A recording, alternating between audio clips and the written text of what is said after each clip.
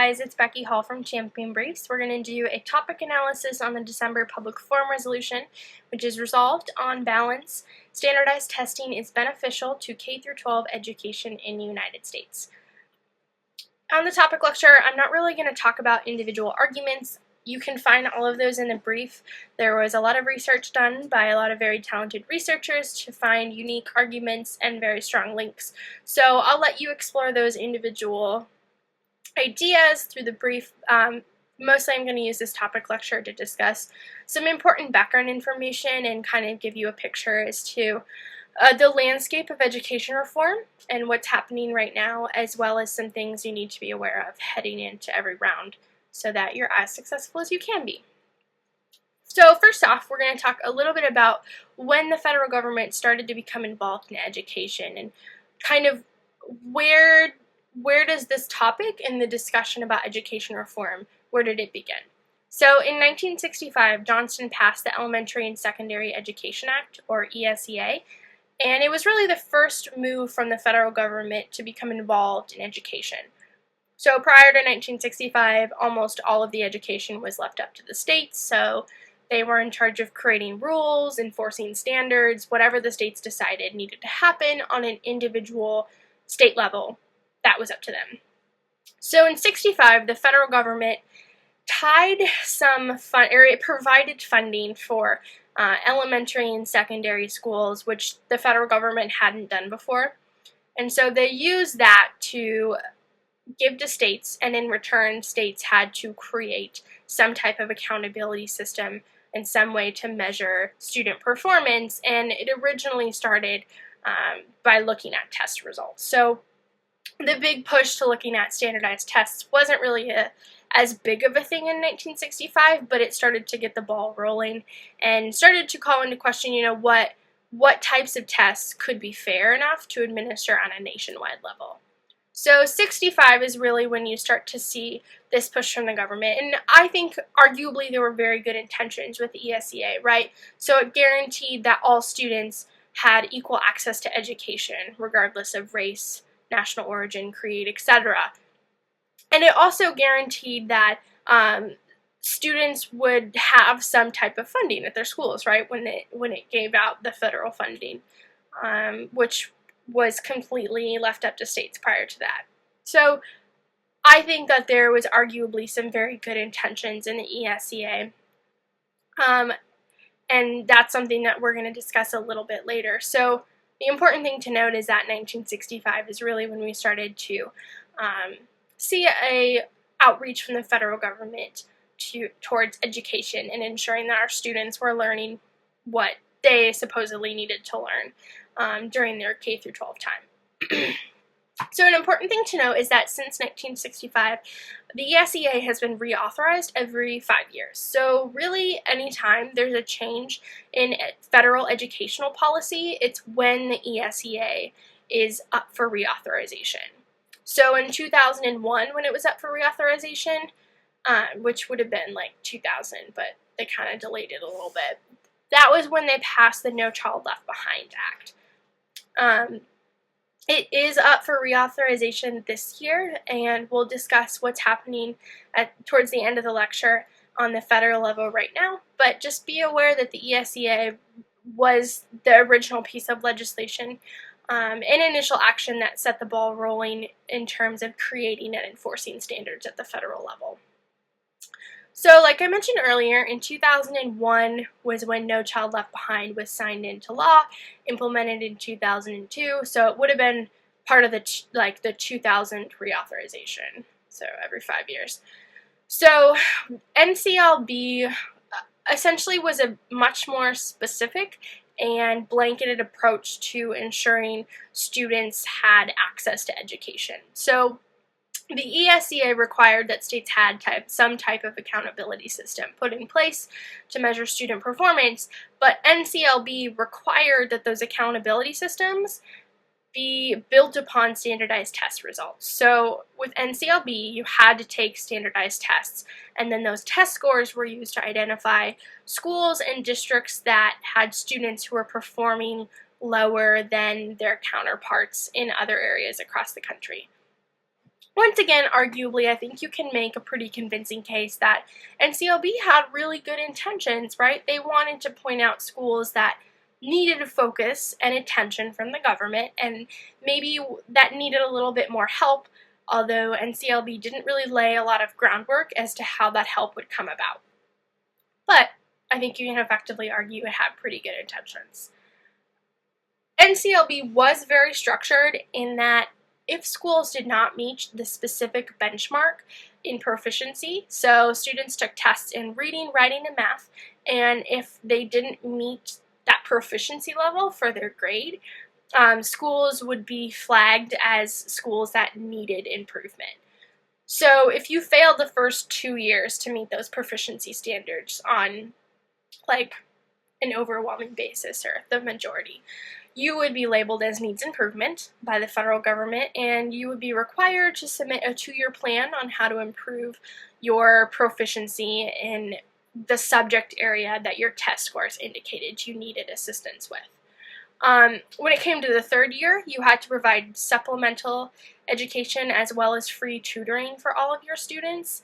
The 4th and 5th year is where you started to see some corrective action. So in the 4th year, the federal government could replace some administrators and some teachers. In the 5th year, if you were flagged as not meeting the proficiency standards, the federal government could overhaul the entire school and replace all of the administrators. The move wasn't seen as much with teachers, but it was mostly at the administrative level. And on the 5th year, they could also change them to charter schools or have a private company come in and run them. It was really, the 5th year had some ambiguous rhetoric as to the consequences for not meeting those benchmark standards. So when I went back to look for some statistics on, how many states were failing to meet that proficiency on the 1st and 2nd year basis, I found some pretty startling statistics. So Education Weekly, which is a really fantastic source that all of you should become very familiar with this topic, had an article that talked about Arne Duncan, who was the former Secretary of Education. And in 2011, which is the most recent conclusive year I can find statistics from, Arne estimated that there were going to be about 80% of schools nationwide that failed to meet the proficiency standards. So, 80%, that is a lot of schools. The article did point out that it turned out to be about 50%. So they were like, well, not everybody failed, but still half of the people failed to meet proficiency standards. So it was kind of a little bit of a blow to the Department of Education, and they were a little bit upset about the number of schools and states that continued to be marked as needing improvement. In fact, in that same article from Ed Weekly, there were actually, there's 6 states that have not received waivers, in the history of NCLB since 2011, and 44 of them have received waivers. So pretty much all of the states have needed waivers at some point or another. And actually, Ed Weekly has a really cool interactive map that'll tell you which states had a reauthorization of those waivers, anywhere from 1 year to 4 years, and then which states they're not allowed to get waivers in anymore because they failed so many times. So definitely look that up. I thought it was really helpful to kind of understand the magnitude in which NCLB kind of examined the educational system, and it makes it easier to put in perspective some of the arguments against NCLB when you get a visual representation of the lack of schools meeting those proficiency marks. So alongside NCLB, or a little bit before NCLB, so in the 1990s, we started to really talk about maybe what were some Common Core standards that we wanted to put in place so that students were learning all of the same things across the United States, so that when they took those proficiency tests, that all students had the same ability to score on those standardized tests.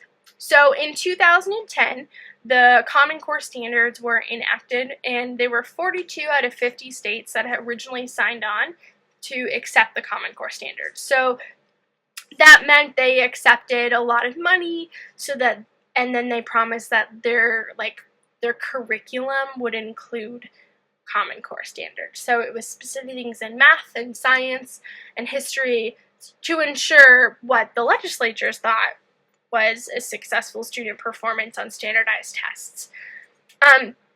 So the Common Core itself didn't have any funding attached to it, but Race to the Top was also kind of implemented along the same time in 2010, and it essentially tagged on $4 billion for states to accept Common Core. So 8 states were like, no thank you, and they opted out of taking that $4 billion, and the other 42 states took the money and decided to accept the standards.